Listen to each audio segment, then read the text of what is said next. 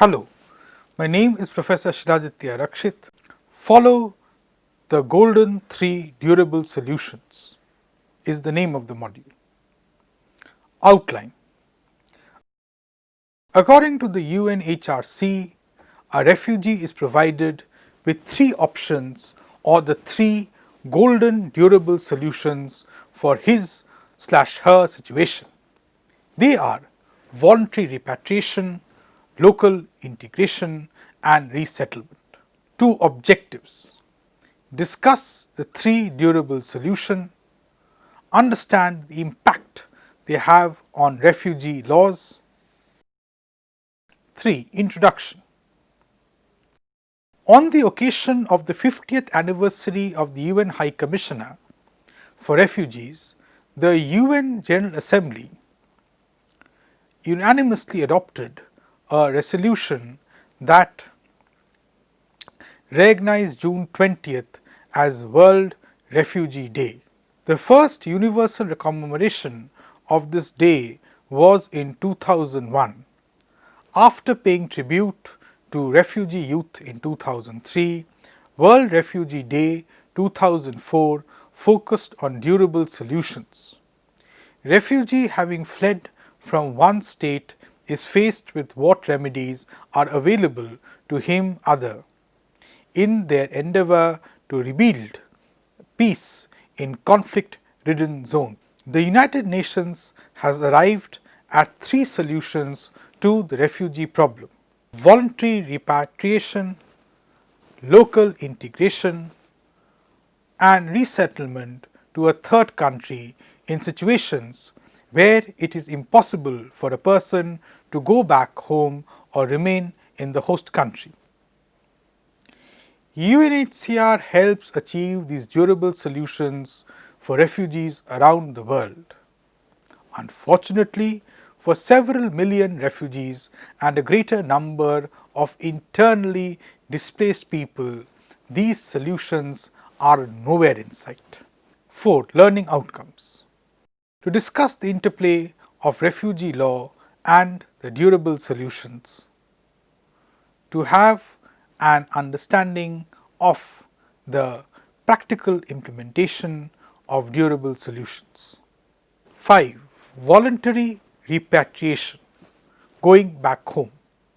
The concept of voluntary repatriation is derived from the principle of international human rights instruments and the right to return, which states the right of refugee to return to their country of origin is fully recognized in international law. The Universal Declaration of Human Rights 1948, established in Article 13, also reinforces the principle that everyone has the right to leave any country, including his own, and return to his own country. Voluntary repatriation is a process in which, after reviewing all available information about conditions in their country of origin, refugees decide freely to return home. This may be an organized or a spontaneous repatriation. In all cases, return must be voluntary.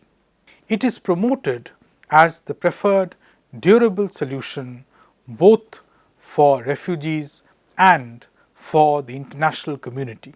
But certain essential conditions must be met. For millions of refugees around the world, going home remains the strongest hope of finding an end to exile. As the durable solution of choice for the largest number of refugees, voluntary repatriation in safety and dignity requires the full commitment of the country of origin to help reintegrate its own people. It also needs the continuing support of the international community through the crucial post-conflict phase to ensure that those who make the brave decision to go home can rebuild their lives in a stable environment. Conditions for voluntary repatriation. An essential condition for repatriation is that it must be voluntary and should not be caused by push factor. According to UNHCR, an important prerequisite to ensuring the decision to repatriate is voluntary is the absence of measures which push the refugee to repatriate. According to the Repatriation Handbook, refugee repatriation is not voluntary when host country authorities deprive refugees of any real freedom of choice through outright coercion or measures such as, for example, reducing essential services. There must be no threat to phase down basic refugee assistance programs in connection with registration for repatriation. The 1951 Convention on the Status of Refugees refers to the idea of well-founded fear of persecution. It states that such fear, as defined in Article 1, is central to the refugee definition of the Convention. The fact that repatriation must be voluntary implies that the subjective fear should have ceased. Refugee status can cease, however, once meaningful national protection is re-established. The principle of voluntariness is the cornerstone of international protection with respect to the return of refugees. While the issue of voluntary repatriation as such is not addressed in the 1951 Refugee Conventions, it follows directly from the principles of non-refoulement. The involuntary return of refugee would, in practice, amount to refoulement. A person retaining a well-founded fear of persecution is a refugee and cannot be compelled to repatriate. Another necessary condition is that refugees must have neutral, accurate information of conflict country. An exchange of information is an essential component of a successful voluntary repatriation program. The UNHCR has stated that, I quote, "Only an informed decision can be a voluntary decision." UNHCR itself has a key responsibility to provide such information to refugees.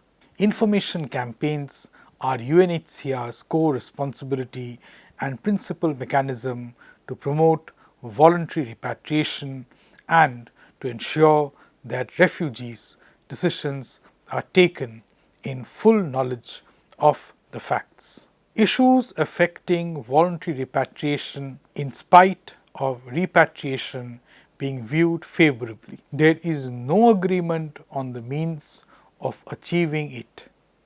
Ironically, voluntary repatriation is the most sought after solution, but it is the area in which the international community and individual states have the greatest limitations of mandate, influence, time and resources. The UNHCR normally is limited to 1 year assisting voluntary repatriation and cannot address economic and developmental difficulties in the country of origin that can preclude return. The fear of giving development aid to a persecuting government so that its victims may return is another barrier in helping repatriation. The main reason impairing refugees from repatriating is the continuation in power of the regime that originally caused the exodus. Deliberately attacked by the governments, refugees might only return if they surrendered the characteristics that initially marked them as victims. If that is possible and acceptable, the responsibility of refugee protection lies foremost with states. So too the responsibility to uphold the integrity of refugee resettlement as a tool of protection should be the cornerstone to governmental refugee resettlement programs. It is therefore incumbent on states to pay particular attention to the resettlement of individual refugees with special protection needs. It is also incumbent on states to ensure that refugee resettlements is delivered in accordance with established international practice, and that a concentrated effort is made by all stakeholders to remain true to the principles of protection. Therefore, the resettlement country provides the refugee with legal and physical protection, including access to civil, political, economic, social and cultural rights similar to those enjoyed by nationals. It should allow for refugees to become naturalized citizens. 8. Questioning the impact of durable solutions. It may be necessary to question whether the relative weights assigned to the three durable solutions in recent years are wrong or too optimistic. The refugee and development approach has been pushing local settlement as the most available durable solution. This preference has come about through a process of elimination / voluntary repatriation has slowed down. Resettlement is not realistic and not from a record of successes. Stain and Dark, 1985. We need to be cautious about local settlement. If it were easy, a whole new approach to assistance would not be needed to promote it. A durable solution means integration, and most host countries are offering only temporary settlement that could evolve into de facto integration, but temporary settlement could also become rejection and expulsion. Much more attention needs to be paid to incorporating a chance for citizenship into settlement schemes. Without that chance, it may well be that the only real durable solution is voluntary repatriation followed by resettlement in pluralistic societies as second best. 9. Case study. The Bhutanese refugees in India and Nepal in the early 1990s. Tens of thousands of ethnic Nepalese were arbitrarily deprived of their Bhutanese citizenship. Some were then expelled from Bhutan, while others fled the country to escape from a campaign of arbitrary arrest and detention directed against the ethnic Nepalese. For 16 years, these Bhutanese refugees have languished in 7 refugee camps in Nepal with no resolution to their plight. For the past 16 years, the overwhelming majority of the Bhutanese refugees in the camps in Nepal have vested their hopes in the possibility of returning to their homeland. Refugees have the right under international law to return to their own country, but Bhutan and Nepal instituted a joint verification process to determine which refugees would be able to return. The Bhutanese authorities sought to limit the right of return to a small subsection of the refugees who could prove to be the Bhutanese authorities that they were forcibly expelled. from the country. The right to return is not by itself a sufficient condition for the promotion of voluntary repatriation as a durable solution. Repatriation in safety and dignity is feasible only if the country of origin is willing and able to guarantee respect for returnees' human rights. In the case of the Bhutanese refugees in Nepal, such guarantees are lacking. Not only does Bhutan remain unwilling to accept the vast majority of the Bhutanese refugees, but it also continues to discriminate against the remaining ethnic Nepali population in Bhutan. Nepal, as the host country, too has refused to provide refugees with permanent settlement or any extended form of integration into its community. The refugees are stranded in a situation where neither does their country want them back, nor does the host country wish to accept their resettlement in its land. The Human Rights Watch has started recommendations for the Bhutanese, Nepal and Indian government. They include ratifying the 1954 Convention relating to the status of stateless persons and the 1961 Convention on the reduction of statelessness. They also include cooperating with the US and other resettlement countries in the resettlement of Bhutanese refugees and respect refugees' right to leave the country. Issue exit permits in a timely way to all refugees who wish to repatriate, choose to accept third country resettlement.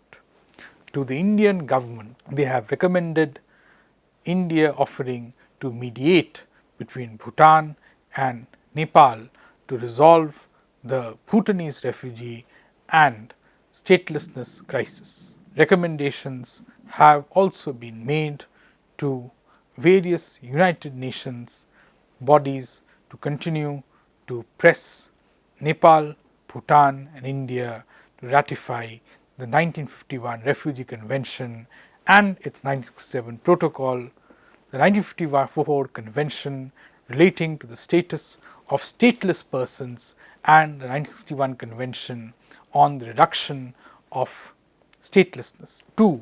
Consider for refugee status under UNHCR's mandate ethnic Nepalese from Bhutan in India who fled or were expelled from Bhutan for the same reasons as the Bhutanese refugees living in Nepal, to ensure that all refugees' children born in the camps have their births registered and continue to work with the refugees to reduce the incidence of sexual and gender-based violence in the camps. It is worth noting though that resettlement efforts were made by USA, Canada, New Zealand and other countries which were fruitful. By 2010, 80,000 refugees have been resettled in different countries around the globe. Thank you.